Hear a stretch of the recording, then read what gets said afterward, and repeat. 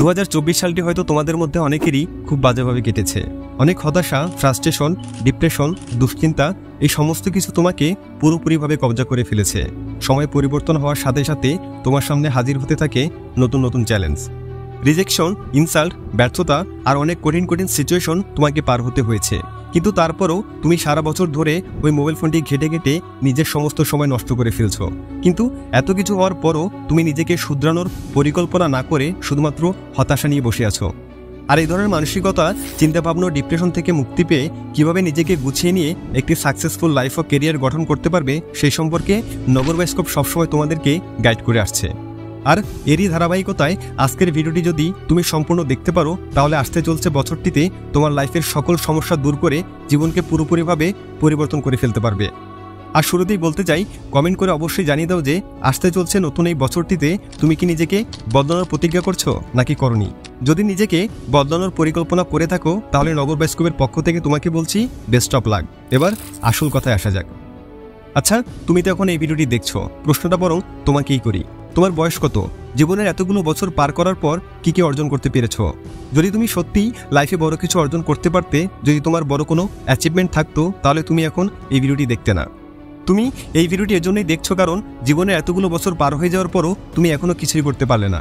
কেন তুমি নিজের স্বপ্ন পূরণ করতে পারোনি? নিজের লক্ষ্যে তুমি এখনো কেন পৌঁছাতে পারোনি? কেন এখনো তোমাকে মানুষের কথা শুনতে হয়? কেন এখনো তোমাকে এটা ভেবে ডিপ্রেশনে ভুগতে হয় যে ভবিষ্যতে আমার হবেটা কি?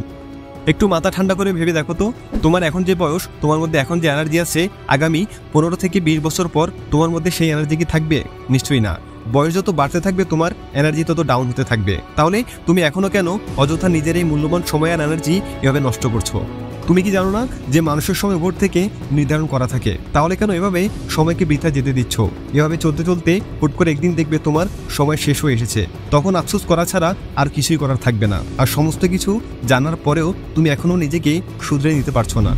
কিন্তু এভাবে আর কতকাল নিজেকে এভাবে ব্যর্থতার ভিড়ে নিখোঁজ করে রাখবে? আর কতকাল তুমি সকলের সামনে বুক ফুলিয়ে না দাঁড়িয়ে সবার থেকে লুকিয়ে লুকিয়ে বাঁচবে? আর কতকাল পর তুমি সকলের চোখে চোখ রেখে যোগ্য জবাবটা দিবে? আর কতকাল?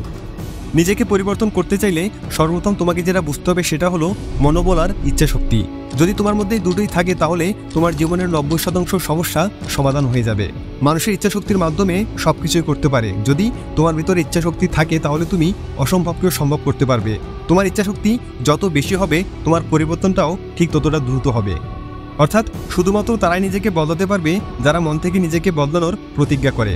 একবার ভেবে দেখো তো, মানব সভ্যতা আজ এতটা উন্নত কীভাবে? আদিমকালের মানুষ আর বর্তমান কালের মানুষের মধ্যে এত পার্থক্য কীভাবে হলো? কীভাবে তারা এতটা পরিবর্তন হলো? উত্তরটা খুবই সহজ, ইচ্ছাশক্তি। অন্যদিকে যদি তুমি একটা গাধাকে লক্ষ্য করো তাহলে দেখবে সৃষ্টির শুরু থেকে বর্তমান সময় পর্যন্ত তারা কেবলমাত্র মানুষের বোঝাই টেনে গেল।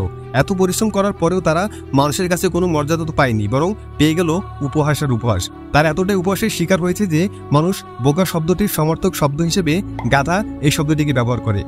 তাই আসতে চলছে নতুন বছরটিতে নিজেকে পরিবর্তন করতে চাইলে প্রথমে নিজের ভেতরের ইচ্ছাশক্তিকে জাগ্রত করতে হবে। যদি তুমি নিজের ভেতরের ইচ্ছাশক্তিকে জাগ্রত করতে না পারো তাহলে আমার মতো যতই হাজার হাজার মোটিভেশন ক্রিয়েটররা তোমাকে বোঝাক না কেন, তুমি কিছুতেই নিজেকে পরিবর্তন করতে পারবে না। কিন্তু যদি তুমি নিজের ভেতর ইচ্ছাশক্তিকে জাগ্রত করতে পারো, নিজের ইচ্ছাশক্তিটাকে কঠোর করতে পারো, তাহলে তোমার সামনে যদি হাজার হাজার মানুষও চলে আসে, যদি তোমাকে বাধা দেওয়ার জন্য সামনে হাজার হাজার মানুষও দাঁড়িয়ে থাকে, তাহলে তুমি তাদের সবাইকে পরাস্ত করে ঠিকই নিজেকে পরিবর্তন করতে সক্ষম হবে। তাই নিজেকে পরিবর্তন করার প্রথম ধাপই হলো সংকল্প। তোমার সংকল্প তোমাকে সুন্দর একটি জীবন উপহার দেওয়ার ক্ষমতা রাখে। তোমার মনোবল যদি ঠিক থাকে তাহলে তোমার সামনে যদি একটা আস্ত বড় পাহাড়ও চলে আসে, তাও তুমি সমস্ত বাধা পেরিয়ে নিজের লক্ষ্যে পৌঁছতে পারবে, নিজের টার্গেট পূরণ করতে পারবে, নিজের শপথ সম্পন্ন করতে পারবে। সফলতার জন্য কিছু নির্দিষ্ট লক্ষ্য স্থির করা প্রয়োজন যা তোমাকে সামনে এগিয়ে নিয়ে যেতে সহায়তা করবে।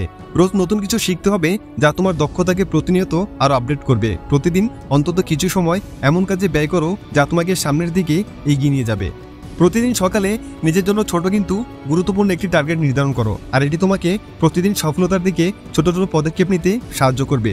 বড় কোনো লক্ষ্য থাকলে সেটাকে ছোট ছোট ধাপে ভাগ করো, এতে করে কাজের চাপ কম হবে এবং প্রতিটি ধাপ অতিক্রম করার সময় আত্মবিশ্বাস বাড়বে। ব্যর্থতা জীবনের একটি অংশ। ব্যর্থতার পর নিজেকে আবার নতুন উদ্যমে প্রস্তুত করতে থাকো। কী কারণে ব্যর্থ হয়েছো তা খুঁজে বের করে তা থেকে শেখো। মানুষের জীবনের সবচেয়ে বড় ভুল কি জানো?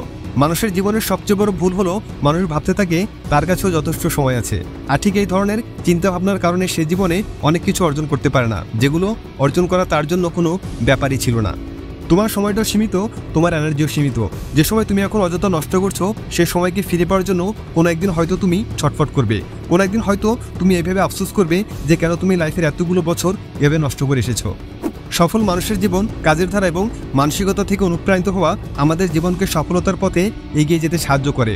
সফল ব্যক্তিরা কীভাবে তাদের জীবনের চ্যালেঞ্জ মোকাবেলা করেছে সেগুলো লক্ষ্য করো। সফল মানুষরা নিজেদের লক্ষ্যের প্রতি অটল থেকে কঠোর পরিশ্রম করে। তাদের কাজের প্রতি ডেডিকেশন দেখে তুমি নিজেকে নিজে চ্যালেঞ্জ করতে পারো যে হ্যাঁ, আমিও করে দেখাবো। সফল ব্যক্তিরা প্রথমবারই সফল হননি, তাদের অনেকবার চেষ্টা করতে হয়েছে।